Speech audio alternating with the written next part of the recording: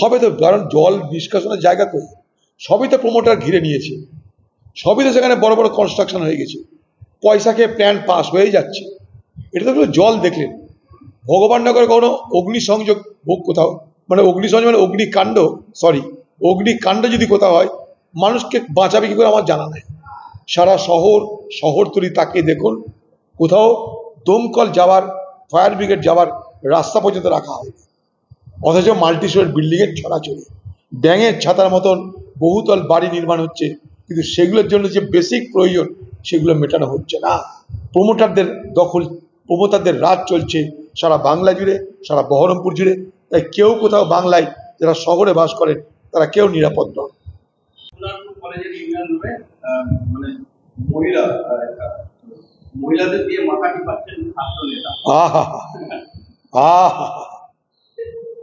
ছাত্ররা মাথা টিপাচ্ছে মহিলাদের দিয়ে ইউনিয়ন রুমে। দিদি দেখুন, দিদি বলুন, আপনিও তো একদিন ছাত্রী ছিলেন দিদি, আপনিও তো ইউনিয়ন করেছেন। আপনি ছাত্রী ছিলেন তখন এই জমানা ছিল না, নাহলে বাংলার মুখ্যমন্ত্রী আজ তৃণমূল নেত্রী, আপনি কোনোদিন আজ এই পদে আসতে পারতেন না। যদি আপনার ছাত্র জীবনে, আপনার রাজনীতি জীবনে, কলেজে কলেজে আজকে আপনার তৈরি ইউনিয়নের রাজত্ব থাকতো, তাহলে মমতা ব্যানার্জি কি করতো, মমতা ব্যানার্জি কাকে কি করতো, মমতা ব্যানার্জিকে কি করতে হতো আমার জানা নাই। কিন্তু আজ দেখতে পাচ্ছি আমরা, আজকে দিদির জমানায় ছাত্রীদের নেতাদের মাথা টিপতে হচ্ছে, আরও কত কি সুযোগ সুবিধা তা থেকে প্রদান করতে হচ্ছে, খাতিরদারি করতে হচ্ছে, তারাই জানেন।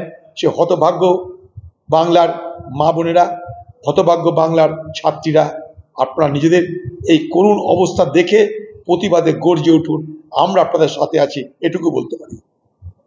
পাকিস্তানি ইন্টেলিজেন্স অফিসারকে ভারতীয় হোয়াটসঅ্যাপ চালাতে সাহায্য করার অভিযোগে গ্রেপ্তার বর্তমানে নির্বাহী বিভাগ বঙ্গে হতে পারে।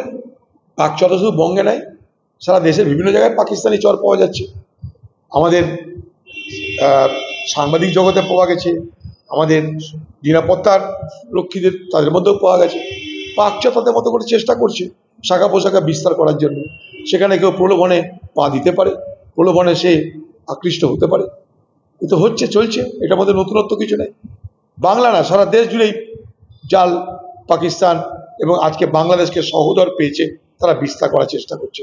মনে রাখবেন, ভারতবর্ষের বিরুদ্ধে আজকে যারা শত্রুতা করার জন্যে প্রাণপণে চেষ্টা করেছে, সেই অক্ষটার নাম চায়না, পাকিস্তান, বাংলাদেশ।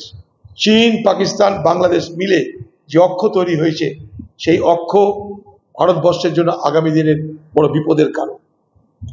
চায়না এমন নয়, ভোট পায় না, এটাই কঠিন বাস্তব। নন্দীগ্রামে হিন্দুদের ভোটেই আমি জিতেছি। শ্রমিক ভট্টাচার্য যখন বিভাজন নিয়ে সবাইকে নিয়ে রাজনীতির কথা বলছে, তখন কি এটাই বাস্তব চিত্র হয়ে দাঁড়াচ্ছে রাজ্যের বিরোধী দলনেতার যে কথা, এই ভোট চায়না এমন নয়, ভোট পায় না। দেখুন, সাম্প্রদায়িক শক্তিকে, মানে যারা হিন্দুত্বের কথা বলে তাদেরকে মুসলমানরা ভোট দেবে না, এটা খুব স্বাভাবিক কথা। এটার মধ্যে বিরাট কোনো গবেষণার দরকার নাই, রকেট সায়েন্সের দরকার নাই।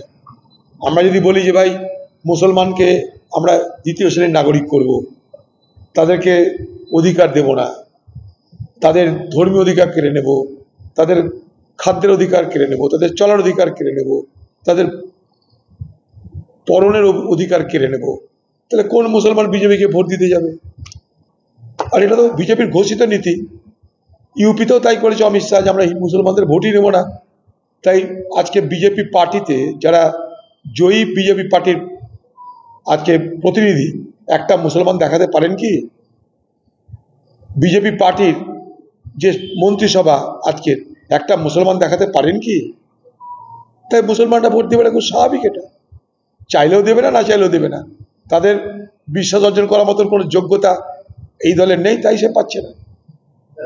বাংলাদেশি বলে ঘুষব্যাক করার অভিযোগ, পরিবারের সদস্যরা সম্মত নথি নিয়ে দাবি করেছেন, যাদের ঘুষব্যাক করা হয়েছে তারা সবাই ভারতীয়। বাংলাদেশি সন্দেহ বারবার এই রাজ্যের মানুষদের এই হেনস্থা নির্বাচনে বিজেপির বিরুদ্ধে বড় হাতে হতে পারে। এটা এই যে আপনারা বলছেন না যে বাংলার মানুষদেরকে হেনস্থা, এটা আজকের ঘটনা নয়। বিজেপি যেদিন থেকে ক্ষমতা এসছে সেদিন থেকে এই রাজ্যের মানুষকে বাইরের রাজ্যগুলোতে এইভাবেই বঞ্চনার শিকার, অত্যাচারের শিকার হতে হয়েছে।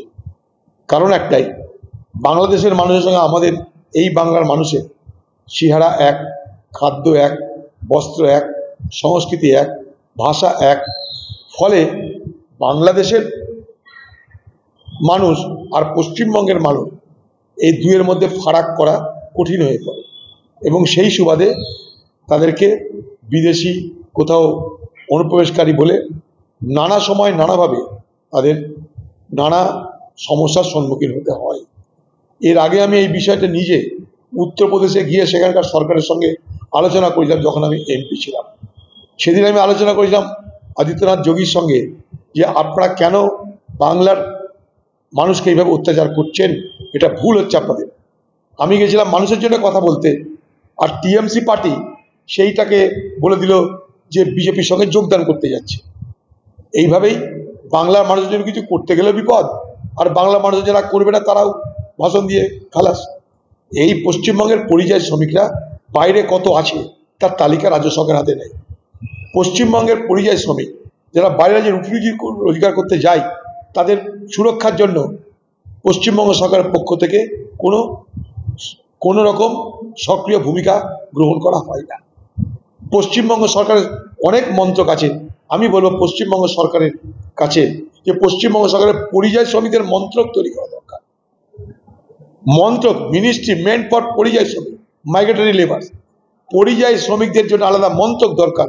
নালে এই রাজ্যের রুটি নেই, রুজি নেই, চাকরি নেই, তাই লক্ষ লক্ষ পরিযায়ী শ্রমিক সারা দেশ জুড়ে ছড়িয়ে আছে, সারা ভারতবর্ষ শুধু নয় সারা পৃথিবী জুড়ে ছড়িয়ে আছে। তাই তাদেরকে সুরক্ষা, তাদের নিরাপত্তা, তাদের ভালো মন্দের জন্য রাজ্য সরকারের পক্ষ থেকে কোনো উদ্যোগ নেই। অথচ এই পরিযায়ী শ্রমিকরা বাইরে কাজ করছে, সেই সুবাদে তারা তাদের ঘর সংসার পরিচালনা করার জন্য তারা অর্থ পাঠাচ্ছে। সেই অর্থে কিন্তু পশ্চিমবঙ্গের কোষাগার ভরছে। এটা বোঝার চেষ্টা করুন, যারা আমাদের রাজ্যের কোষাগার ভরছে তাদের জন্য কোনো রকম রাজ্য সরকারের মাথা ব্যথা নেই। সরকারি আইন করার উদ্যোগকে বিস্ফোরক চিঠি উচ্চশিক্ষা দপ্তর। আরেকবার বলো। সরকারি আইন করার উদ্যোগকে বিস্ফোরক চিঠি উচ্চশিক্ষা দপ্তর। আচ্ছা। সরকার মনোনীত পরিচালন সমিতির সভাপতি চাপ তৈরি করেছেন বিতর্কিত তৃণমূল ছাত্র পরিষদ নেতা এবং কলেজের প্রাক্তনী কলেজের অস্থায়ী কর্মী হিসেবে নিয়োগ করার অধ্যক্ষের দাবি। এটাই সমস্ত কলেজে করেছে সরকারি চাপ দিয়ে চাকরি দেওয়া। ধীরে ধীরে বাংলার মানুষের কাছে পশ্চিমবঙ্গের তৃণমূল সরকারের দুর্নীতির যে প্যান্ডোরাস বক্স, অন্যায়ের যে আকর খনি, সেগুলো আস্তে আস্তে প্রকাশ পাচ্ছে। ভানুমতির ঝাঁপি থেকে দুর্নীতি, অত্যাচার, অসততা, সন্ত্রাসের কাহিনীর খবর প্রতিদিন নতুন নতুন চেহারা নিয়ে প্রকাশ পাচ্ছে। সেই সুবাদে আজকে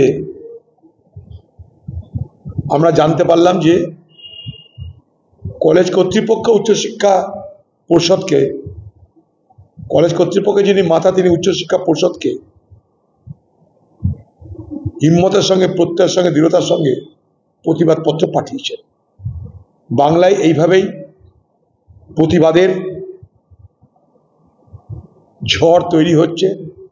এই প্রতিবাদ থেকেই প্রতিরোধ হবে, এবং এই প্রতিরোধ থেকেই তৃণমূলের এই সন্ত্রাসের গতিরোধ হবে।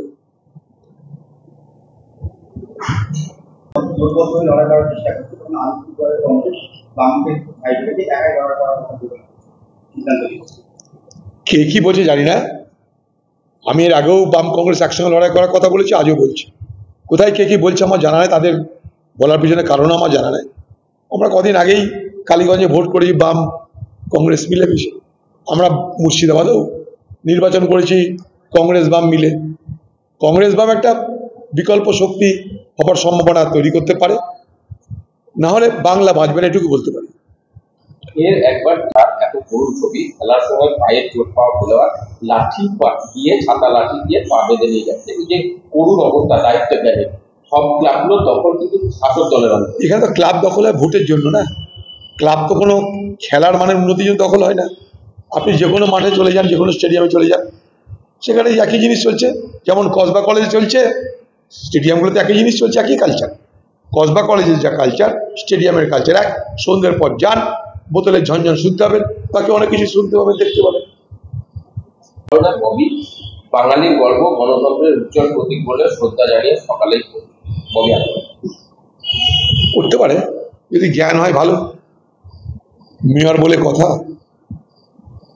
এই কলকাতার চেয়ার একদিন মেয়র ছিল রঞ্জন দাস, আর এক মেয়র দেখতে পাচ্ছেন। এসএসসি চাকরিহারাদের আজ নবান্ন অভিযান। এসএসসি চাকরিহারাদের আজ নবান্ন অভিযান। অন্যদিকে চিহ্নিত অযোগ্য করা বসতে পারবে না নিয়োগ পরীক্ষায়, বলছে হাইকোর্ট। খুব ভালো বলেছে হাইকোর্ট, সঠিক কথা বলেছে। সুপ্রিম কোর্টও তাই বলেছিল। রাজ্য সরকার চেয়েছিল অযোগ্যদেরকেও মদত করতে, কারণ অযোগ্যদের কাছ থেকে মাল খেয়ে নিয়েছে রাজ্য সরকার এবং সরকারি দলের বড় বড় নেতা মন্ত্রীরা। এখন যদি অযোগ্যদের আমি বসবার জন্য চেষ্টা না করে, অযোগ্যদের জন্য যদি ওকালতি না করে, তাহলে সেই অযোগ্যরা তো তৃণমূলের বাড়ি হামলা করবে টাকার জন্য। সব তো টাকা দিয়ে চাকরি দিয়েছে, টাকা দিয়েছে তৃণমূল নেতাদেরকে। সেই তৃণমূলের চোরদেরকে বাঁচানোর জন্য দিদি সরকার আমাদেরই পয়সা খরচ করে সে অযোগ্যদের যাদের চাকরিতে নিযুক্তির জন্য পরীক্ষা দেওয়ার সুযোগ পাওয়া যায় তার চেষ্টা করছে। কারণ নাহলে তৃণমূলের বহু নেতার পিঠে ছাল উঠে যাবে এই অযোগ্যদের কাছে ঘুষ নেওয়ার বিনিময়ে চাকরি না দেওয়া এবং চাকরি হারানোর কারণে। তাই সেই সমস্ত তৃণমূল দলের চোরদেরকে বাঁচানোর জন্য দিদি আজ সরকারি তহবিল খরচ করে অযোগ্যদের জন্য দালালি করছে।